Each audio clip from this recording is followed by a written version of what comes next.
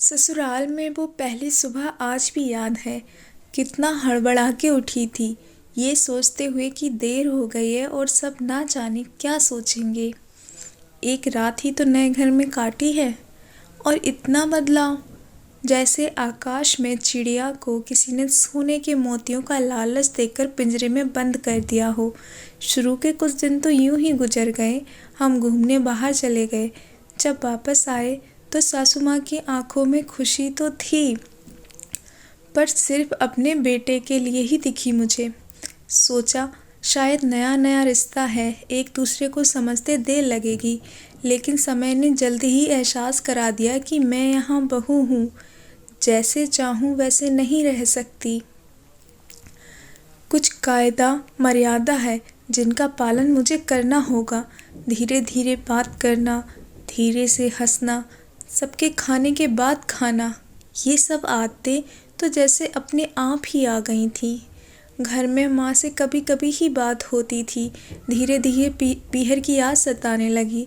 ससुराल में पूछा तो कहा गया अभी नहीं, कुछ दिन बाद। जिस पति ने कुछ दिन पहले ही मेरे माता पिता से ये कहा था कि पास ही तो है, कभी भी आ जाएगी, उनके भी सुर बदले हुए थे। अब धीरे धीरे समझ आ रहा था कि शादी कोई खेल नहीं, इसमें सिर्फ घर नहीं बदलता, बल्कि आपकी पूरी दुनिया ही बदल जाती है। आप कभी भी उठ के अपने पीहर नहीं जा सकते, यहाँ तक कि कभी याद आए तो पीहर वाले भी आपके घर बिना बताए नहीं आ सकते। पीहर का वो अक्खड़पन, वो बेबाक हंसना, वो झूठे मुंह रसोई में कुछ भी छू लेना, सब मन चाहे तब उठना, सोना, नहाना, सब बस अब यादों में ही रह गया था।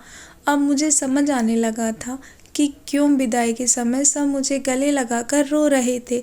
असल में मुझसे दूर होने का एहसास तो उन्हें हो ही रहा था, लेकिन एक और बात थी जो उन्हें अंदर ही अंदर परेशान कर रही थी कि जिस सच से उन्हें मुझे इतने साल दूर रखा है, वो अब मेरे सामने आने वाला है। पापा का ये झूठ कि मैं उनकी बेटी नहीं बेटा हूँ, और अब दिन नहीं छुप पाएगा। उनकी सबसे बड़ी चिंता ये थी कि अब उनके ये बेटा, जिसे कभी उन्होंने बेटी होने का एहसास ही नहीं कराया, जीवन के इतने बड़े सच को कैसे स्वीकार करेगा। माँ को चिंता थी, उनके बेटे ने कभी एक गिलास पानी का नहीं उठाया तो इतने बड़े परिवार की जिम्मेदारी कैसे उठाएगी। सब इस विदाई और मेरे पराये होने का मर्म जानते थे, सिवाय मेरे। इसलिए सब ऐसे रो रहे थे जैसे मैं डोली में नहीं, अर्थी में जा रही हूँ। आज मुझे समझ आया कि उनका रोना गलत नहीं था। हमारे समाज का नियम ही ये है, एक बार बेटी डोली में विदा हुई तो फिर वो मेहमान ही हो जाती है घर की। फिर कोई चाहे कितना ही क्यों ना कह ले कि ये घर आज भी उसका है, सच तो ये है कि अब हम कभी भी यूं ही अपने उस घर, जिसे मायका कहते हैं, नहीं आ सकती।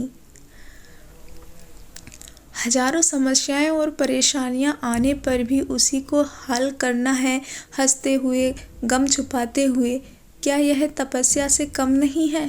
अनजान जगह को सुधार कर अच्छा बनाने का काम करना। क्या कहेंगे आप?